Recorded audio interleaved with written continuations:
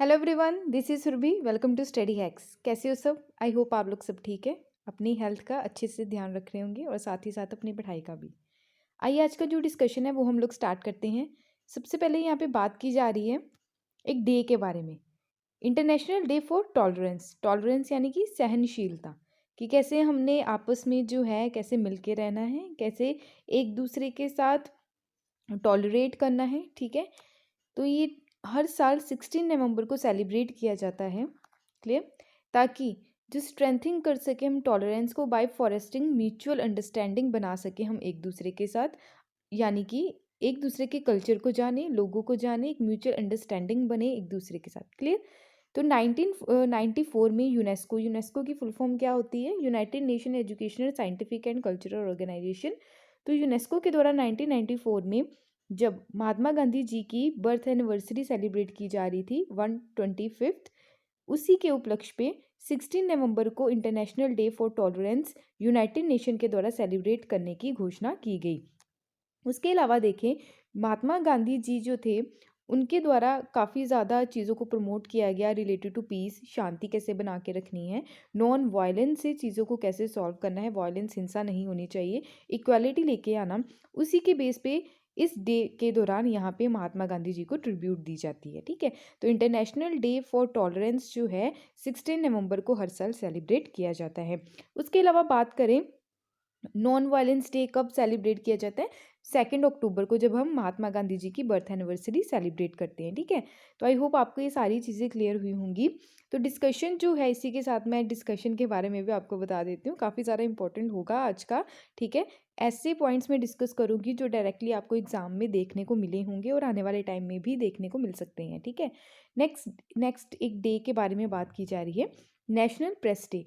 Press जो है, पहले तो हम इसके बारे में बात कर लेते हैं कि प्रेस जो है हमारे जो संविधान में कहाँ पे रखा गया है, इससे रिलेटेड प्रोविजंस, फंडामेंटल राइट्स जो है हमारे कॉन्स्टिट्यूशन में पार्ट 3 में देखने को मिलते हैं।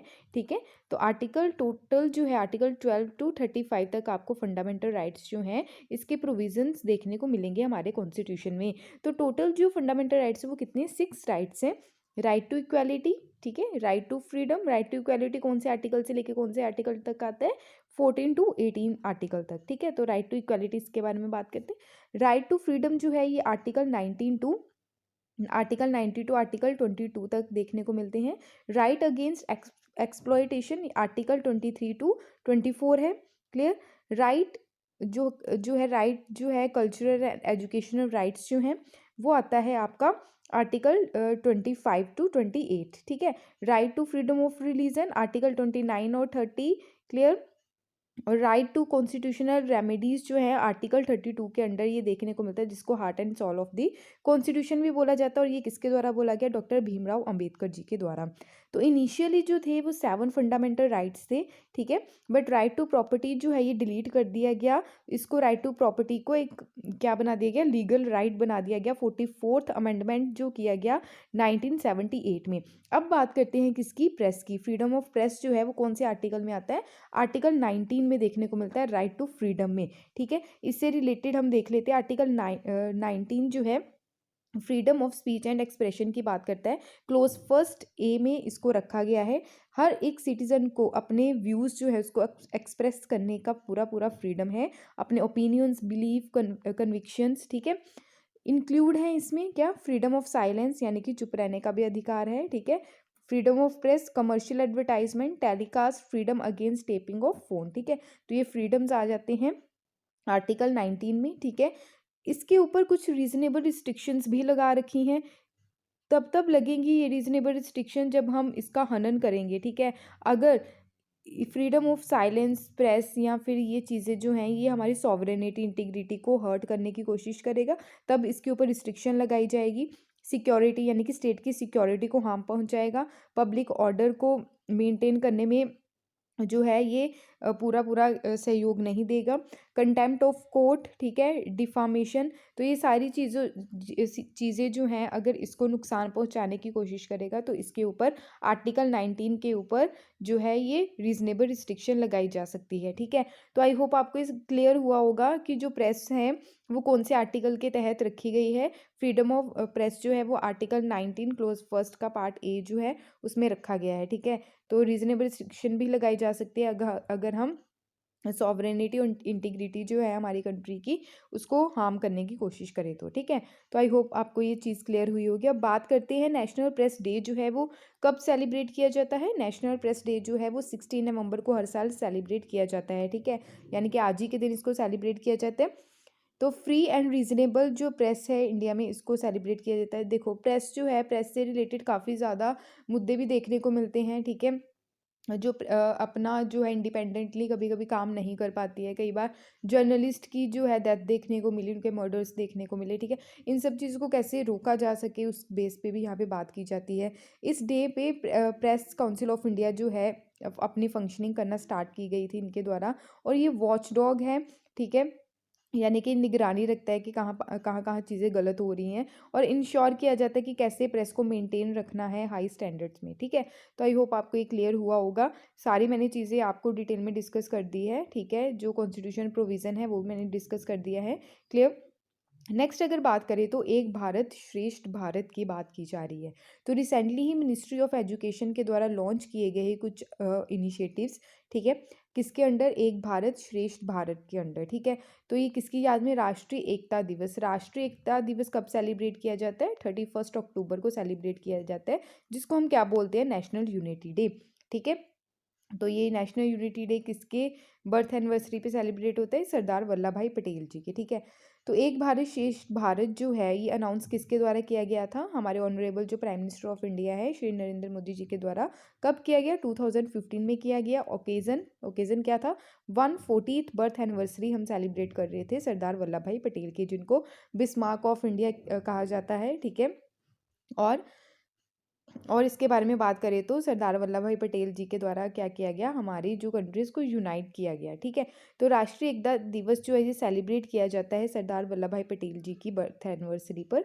एक भारत श्रेष्ठ भारत जो है ये 2015 में लॉन्च किया गया प्रमोट करने के लिए। जो पीपल जो हैं हमारी कंट्री में डिफरेंट डिफरेंट स्टेट्स में, यूनियन टेरिटरीज में, ठीक है, उनमें म्यूचुअल अंडरस्टैंडिंग बन सके, अच्छी बॉन्डिंग बन सके between the people of diverse. क्योंकि हमारी कंट्री में अलग अलग आपको कल्चर देखने को मिलता है, डाइवर्स कंट्री है हमारी, ठीक है। तो कैसे हम सिक्योर कर सके, एक यूनिटी बना सकें हम एक दूसरे के साथ, ठीक है। इंटीग्रिटी कैसे बना के चलनी है, क्लियर। तो इनिशिएटिव जो है ये किसका है? ये याद रखिएगा, ये मिनिस्ट्री ऑफ एजुकेशन है, उसका इनिशिएटिव है, ठीक है। मिनिस्ट्री ऑफ एजुकेशन यहाँ पे काम करेगी। हर एक स्टेट और यूनियन टेरिटरी जो है हमारी कंट्री की, ठीक है, तो ये क्या करेगी? Would be pair with another state, ठीक है। अनदर स्टेट के साथ मिलकर, अनदर यूनियन टेरिटरी के साथ मिलकर यहाँ पे काम करेगी एक स्पेसिफिकली टाइम पीरियड के लिए। स्पेयर जो लैंग्वेजेस के बेस पे, लिटरेचर के बेस पे, फेस्टिवल, कल्चरल इवेंट और टूरिज्म के बेस पे, क्लियर। भाषा संगम, इसके अलावा अगर भाषा संगम की अगर हम बात करें तो ये भी इनिशिएटिव किसका है? Ministry of education. किसके अंडर आता है ये? एक भारत श्रेष्ठ भारत भारत के अंडर ही भाषा संगम को रखा गया है। भाषा का मतलब क्या है? इसमें लैंग्वेजेस की बात की जा रही है, ठीक है। ताकि हम जो शेड्यूल लैंग्वेजेस हैं हमारी 8th शेड्यूल में, ठीक है, टोटल 12 शेड्यूल्स हैं, ठीक है, उसमें से 8 शेड्यूल जो है ये लैंग्वेजेस के बारे में बात करता है। टोटल हमारी जो शेड्यूल में 8 शेड्यूल में कितनी लैंग्वेज है? 22 लैंग्वेजेस है, ठीक है। तो कैसे इसको टीच करना है एवरी डे, जब हम हमारे जो कंट्री में जो लैंग्वेजेस है अलग अलग स्टेट में अलग अलग लैंग्वेज बोली जाती है, जैसे पंजाबी हो गया, ओडिया, ठीक है। तो ये सारी, ठीक है, मैथिली, संथली, क्लियर, कन्नड़।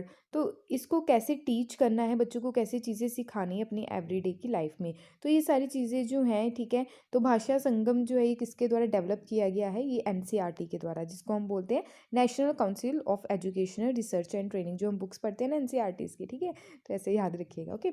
और ये अवेलेबल कहाँ पे है भाषा संगम?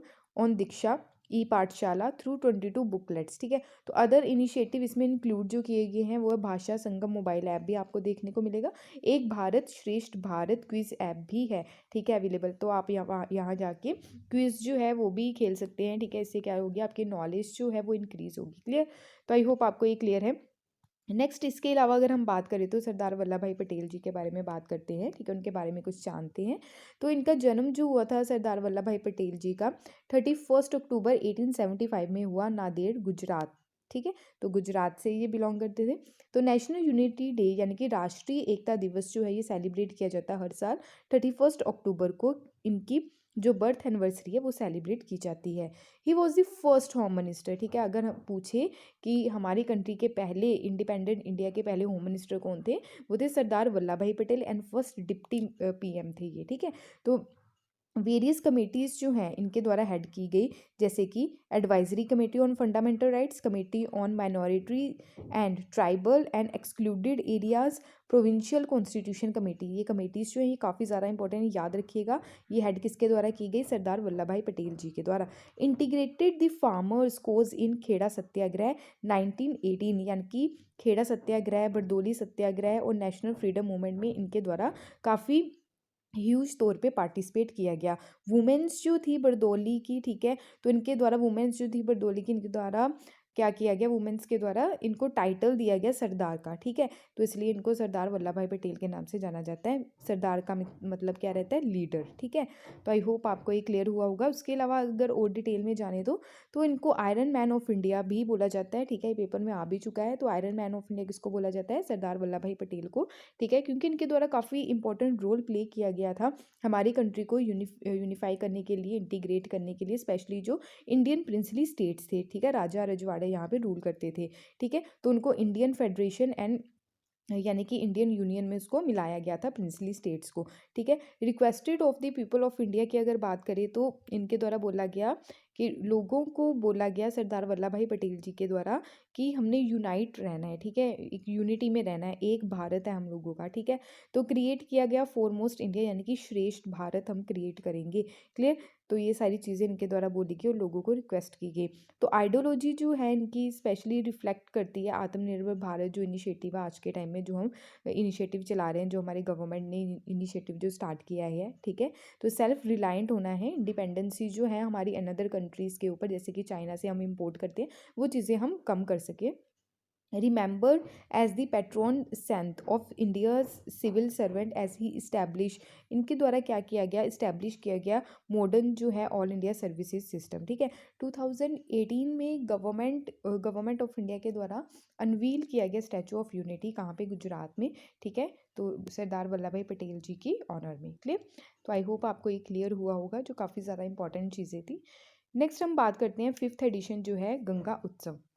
तो अभी गंगा उत्सव का 5th एडिशन जो है ये सेलिब्रेट किया जा रहा है। रिसेंटली ही गंगा उत्सव का जो 5th एडिशन है ये सेलिब्रेट किया जा रहा है। रिवर फेस्टिवल 2021 इसको बोला गया है, ठीक है। तो glory of the national river Ganga, ठीक है, तो ये सारी चीज़ें सेलिब्रेट की जा रही है। गंगा जो है इसको डिक्लेयर किया गया है नेशनल रिवर ऑफ इंडिया, कब किया गया? 4 नवंबर 2008 में, क्लियर। इवेंट जो है ये इसमें कंप्राइज रहेगा, यानी कि इस इवेंट में और भी चीज़ें लॉन्च की गई, जैसे कि गंगा तरंग पोर्टल, ठीक है, curtain raiser on Ganga knowledge portal and many more. National mission for Ganga जो क्लीन गंगा है, इसको ये सेलिब्रेट किया जा रहा है, यानी कि एवरी ईयर इसको सेलिब्रेट किया जाता है national mission for clean Ganga को, ठीक है, ताकि हम गंगा को साफ़ सुथरा रख सके। जो पोल्यूशन देखने को मिलता है गंगा रिवर में, प्लास्टिक पोल्यूशन हो गया और भी बहुत सारी चीज़ें, उसको गंगा को क्लीन कर सके। अगर कोविड-19 में जब कोविड-19 के ड्यूरेशन में जब लॉकडाउन लगा था, तब आप देख सकते हैं कि न्यूज़ में काफ़ी बार आया कि गंगा जो है आपको क्लीन दिखी, ठीक है, एकदम क्लीन, क्लियर। क्योंकि वहाँ पे क्योंकि लॉकडाउन की वजह से लोग बाहर नहीं निकले तो पॉल्यूशन भी नहीं हुआ, तो गंगा एकदम साफ़ दिख रही थी, ठीक है। तो अब इसको कैसे क्लीन करना है, आगे लेके चलना है इनिशिएटिव्स को, ठीक है।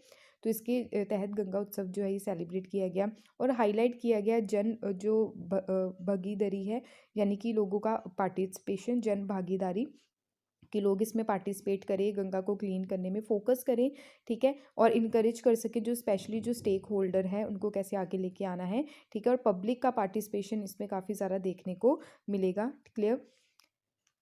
नेक्स्ट अगर बात करें जो कॉन्टीन्यूस इससे रिलेटेड जो लर्निंग एंड एक्टिविटी पोर्टल्स है, कैसे लोगों को सिखाया जाए कि किस एक्टिविटीज़, क्विजेज, क्रॉसवर्ड्स जो है डिस्कशन इसमें रहेगी, स्पेशली जो चिल्ड्रन जो है इससे एंगेज होंगे through out the year, clear.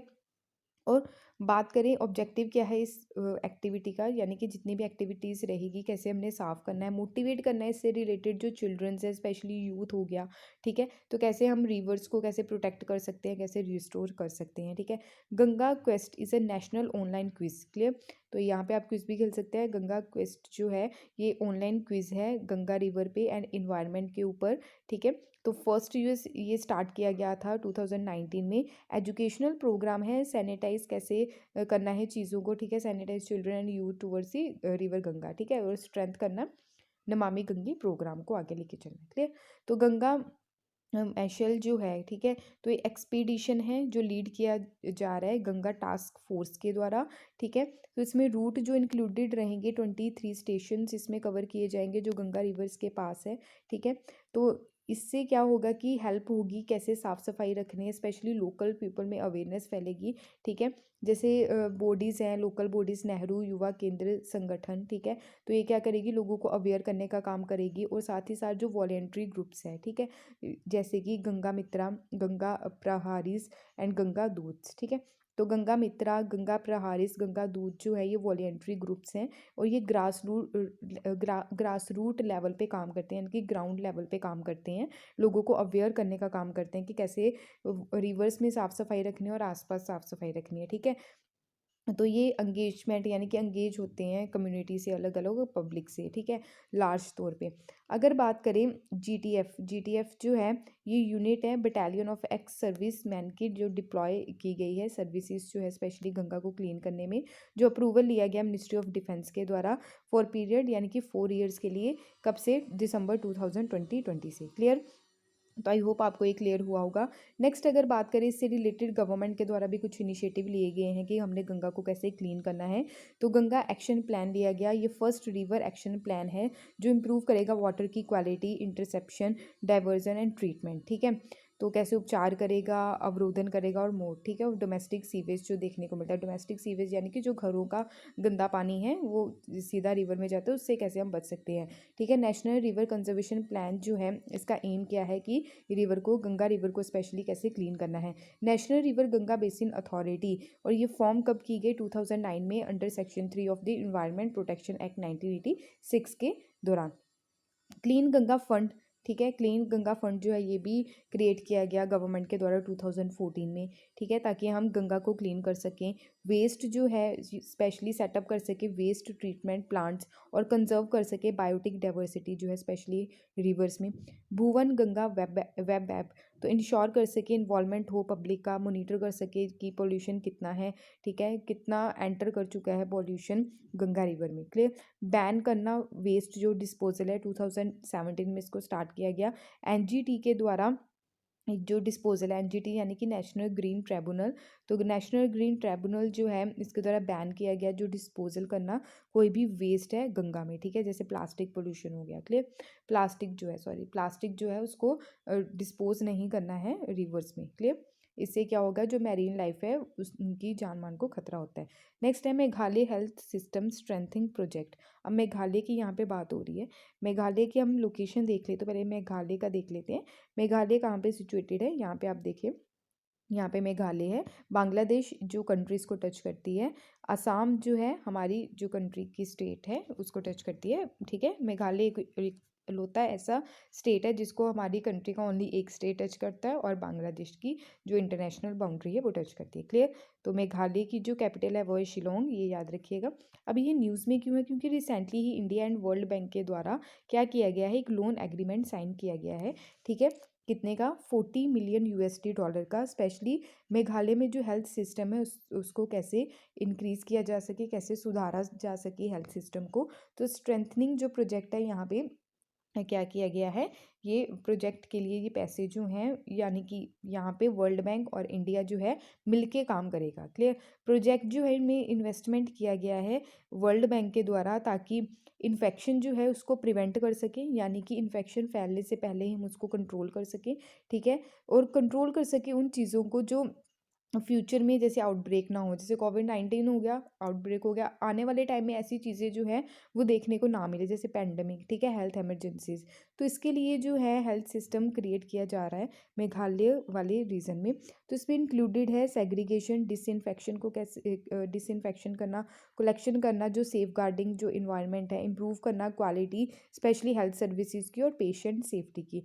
Project जो है इसमें क्या रहेगा आने वाले टाइम में, परफॉर्मेंस बेस्ड फाइनेंसिंग सिस्टम रहेगा, स्पेशली इंटरनल परफॉर्मेंस एग्रीमेंट यहाँ पे देखने को मिलेंगे between ministry of health and family welfare, clear, and subsidiaries जो है मोर जो अकाउंटेबिलिटी जो है ऑल लेवल्स पे, ठीक है, ग्राउंड लेवल पे, स्टेट लेवल पे, ठीक है, जो कम्युनिटीज़ जो वहाँ पे वॉलेंट्री ग्रुप्स काम करते हैं यहाँ पे भी मिलके काम करेंगे। फोकस इस पे दिया जाएगा कि कैसे सिनर्जी जो है उसको प्रमोट करना है बिटवीन वेरियस स्कीम्स जो है चल रही है गवर्नमेंट की, उसको कैसे आगे लेके चलना है, स्पेशली जो स्टेट इंश्योरेंस एजेंसी है उनकी जो कैपेसिटी बिल्डिंग को कैसे बढ़ाना है, ठीक है। वर्ल्ड बैंक के बारे में हम बात कर लेते हैं। वर्ल्ड बैंक जो है 1944 में इसको क्रिएट किया गया। ये इंटरनेशनल बैंक है। ये क्या करता है, रिकंस्ट्रक्शन एंड डेवलपमेंट के लिए लोन प्रोवाइड करवाता है विद इंटरनेशनल मॉनेटरी फंड जो है वो भी इसके साथ ही क्रिएट की गई थी 1944 में, ठीक है। तो वर्ल्ड बैंक जो है ब्रेटर वुड्स आप बोल सकते हैं बिकेम वर्ल्ड बैंक, ठीक है। ब्रेटर वुड्स जो था बाद में क्या बोला, वर्ल्ड बैंक, ठीक है। तो वर्ल्ड बैंक ग्रुप जो है ये यूनिक ग्लोबल पार्टनरशिप है, 5 इंस्टीट्यूशंस जो है इसके अंडर वर्क करते हैं, ठीक है, सस्टेनेबल सोल्यूशन के लिए, ताकि पॉवर्टी गरीबी जो है उसको कम किया जा सके, ठीक है। Build share prosperity and developing countries, ठीक है, ये फोकस करता है स्पेशली जो डेवलपिंग कंट्रीज हैं। मेंबर्स जो हैं इसके इंपॉर्टेंट है, 189 मेंबर्स है, इंडिया भी इसका पार्ट है, ठीक है। मेजर रिपोर्ट्स जो है जो वर्ल्ड बैंक के द्वारा रिलीज की जाती है वो है ease of doing business report, ठीक है, human capital index and world development report. तो ये रिपोर्ट्स जो हैं ये याद रखिएगा वर्ल्ड बैंक के द्वारा रिलीज़ की जाती हैं।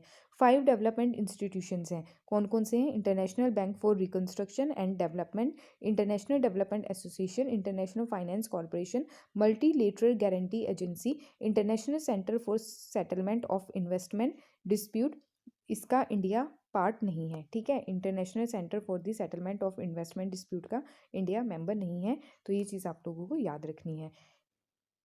तो मेघालय की लोकेशन आपको क्लियर होनी चाहिए। नेक्स्ट यहाँ पे बात की जा रही है जो काफ़ी ज़्यादा इंपॉर्टेंट है।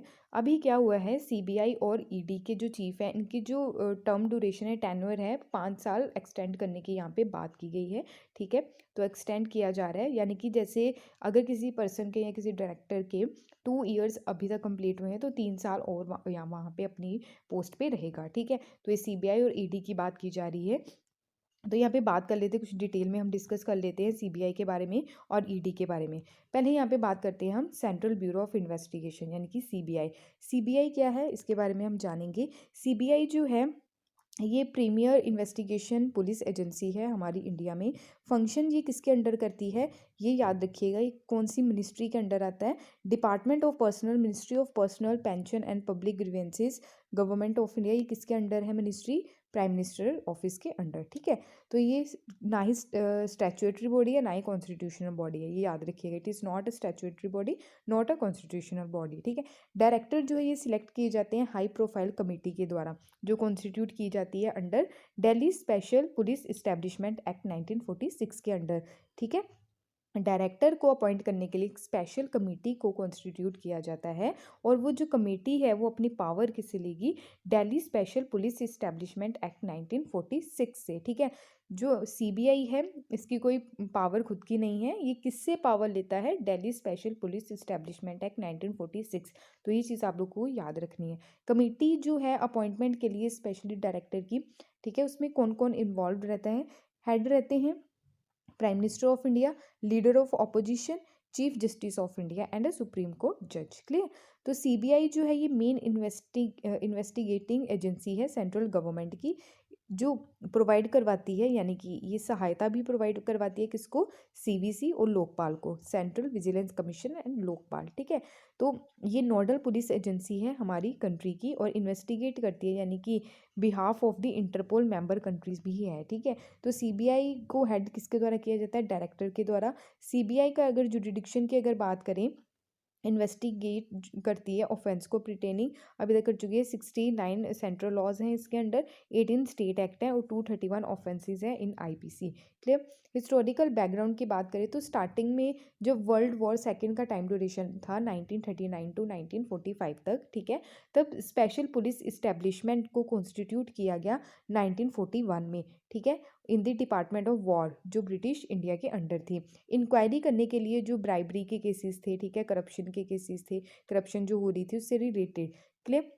तो उसके बाद क्या हुआ, इंपॉर्टेंट कमेटी है संथानाम कमेटी, ये याद रखिएगा, संथानाम कमेटी को अपॉइंट किया गया, ठीक है, ताकि किसके लिए, प्रिवेंशन के लिए, स्पेशली जो करप्शन है इनके द्वारा रिकमेंडेशन दी गई कि ऐसी सीबीआई एक एजेंसी होनी चाहिए, इसको इस्टेब्लिश करना चाहिए। क्लियर। सीबीआई जो है इसको फाउंड किया गया, पहले किसके अंडर थी, ये होम मिनिस्ट्री के अंडर, ठीक है। तो रेजोल्यूशन जो लाया गया मिनिस्ट्री ऑफ होम अफेयर्स के द्वारा, तो मिनिस्ट्री ऑफ पर्सनल, यानी कि मिनिस्ट्री ऑफ पर्सनल जो है बाद में ये रिस्पॉन्सिबल रही सीबीआई को, यानी कि आज के टाइम में मिनिस्ट्री ऑफ पर्सनल जो है वो सीबीआई को कंट्रोल करती है, ठीक है। तो सीबीआई जो है, यानी कि इसके प्रोसीजर जो प्रिस्क्राइब किए जाते हैं bye code of criminal procedure के द्वारा, और सीबीआई जो है कॉन्सेंट लेता है स्टेट गवर्नमेंट से। इसका मतलब क्या रहा कि यानी कि अगर कोई भी क्राइम हुआ है किसी भी स्टेट में जाने से पहले सीबीआई को स्टेट गवर्नमेंट से कंसर्न लेना पड़ेगा, ऐसे वो एंट्री नहीं कर सकते, ठीक है। तो इतनी चीज़ आपको क्लियर है। उसके बाद अगर हम बात करें तो टेन्योर क्या रहता है डायरेक्टर का, डायरेक्टर जो रहते हैं सीबीआई के, ये प्रोवाइड करते हैं सिक्योरिटी, प्रोवाइड करवाया जाता है इनको, 2 ईयर्स का टेन्योर रहता है बाय सीवीसी एक्ट 2003 के तहत, ठीक है।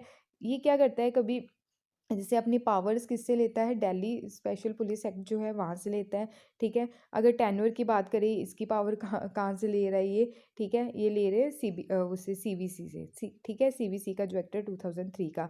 तो 6 मंथ मिनिमम रेजिडुअल टेन्योर होना चाहिए उसको एक्सटेंड करने के लिए, जो इंट्रोड्यूस किया गया सुप्रीम कोर्ट के द्वारा, ठीक है।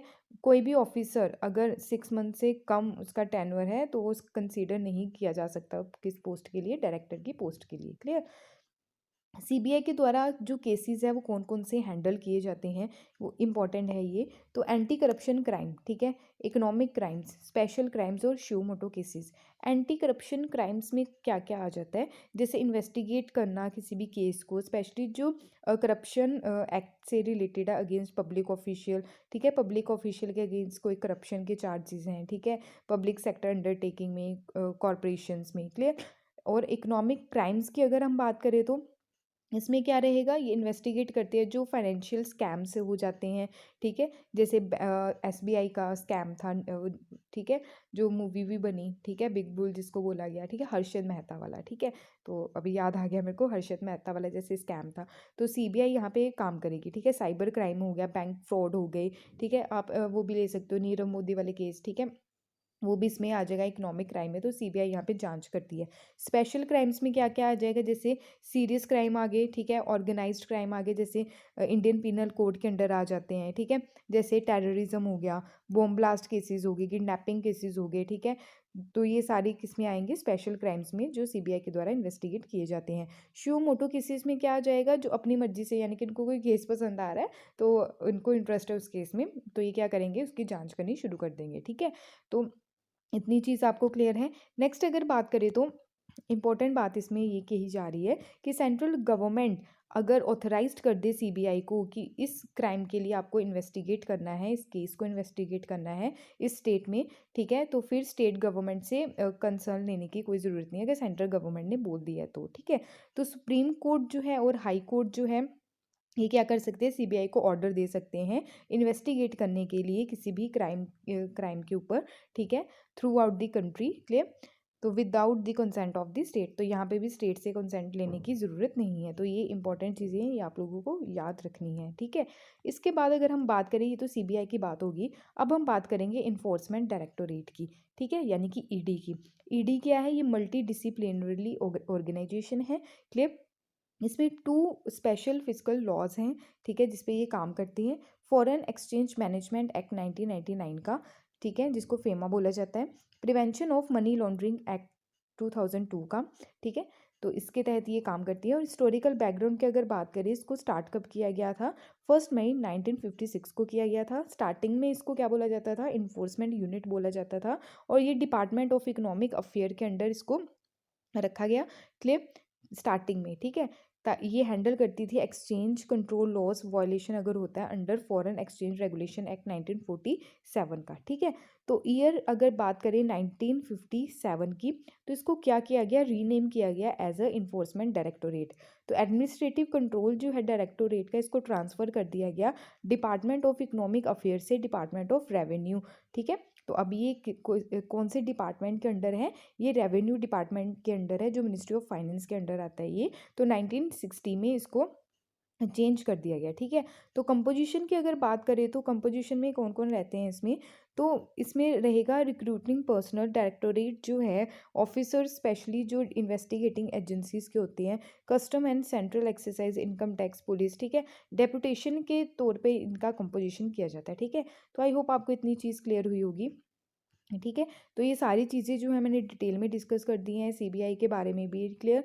तो बात करते हैं सुप्रीम कोर्ट का जो जजमेंट था Vineet Narayan versus union of India 1997 का। इस जजमेंट में भी बोला गया कि डायरेक्टर जो है सीबीआई के, ईडीआई के, इनका मिनिमम जो टेन्योर है वो 2 ईयर तक होना चाहिए, ठीक है।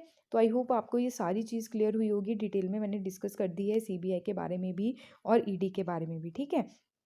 नेक्स्ट अब बात करते हैं केसरीय हिंद अरुणाचल प्रदेश की स्टेट बटरफ्लाई। तो अभी जो है इसको स्टेट बटरफ्लाई बोला गया है अरुणाचल प्रदेश की। इसके बारे में हम जान लेते हैं। तो आप देख सकते हैं कितनी प्यारी सी है ये, ठीक है, कलरफुल। क्लियर? रिसेंटली ही अरुणाचल प्रदेश के द्वारा अप्रूव किया गया है large brightly coloured Kaiser Hind state butterfly, ठीक है। केसरी हिंद का मतलब क्या रहता है? Emperor of India. Scientific name क्या है इसका? ताइनोपाल्पुस इम्फेरिलिस, ठीक है। तो ये one of the very rare and elusive है। एल्यूसिव का मतलब जिसे आसानी से पकड़ा ना जा सके और ना ही ढूंढा जा सके, ठीक है। तो स्वैलो टेल बटरफ्लाई है ये, ठीक है। आप देख सकते हैं यहाँ पे, क्लियर। तो इसकी जो पिक्चर है यहाँ पे आप देख सकते हैं, ताकि क्लैरिटी हो जाए आपको, ठीक है, माइंड में छप जाए ये पिक्चर, ताकि भूलिए ना, क्लियर।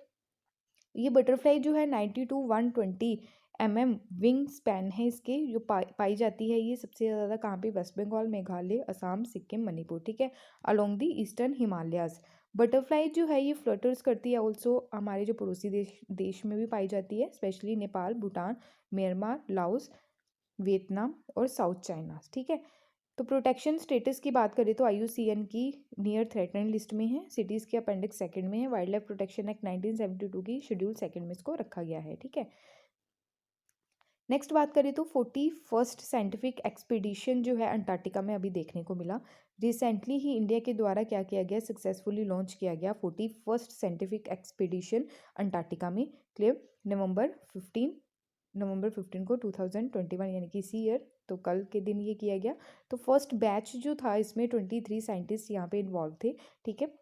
और स्पोर्टिंग जो स्टाफ था वो भी, ठीक है। अंटार्कटिक जो स्टेशन है मैत्री, तो 4 बैचेस जो है ये आने वाले टाइम में लैंड करेंगे अंटार्कटिका में मिड जनवरी 2020 में।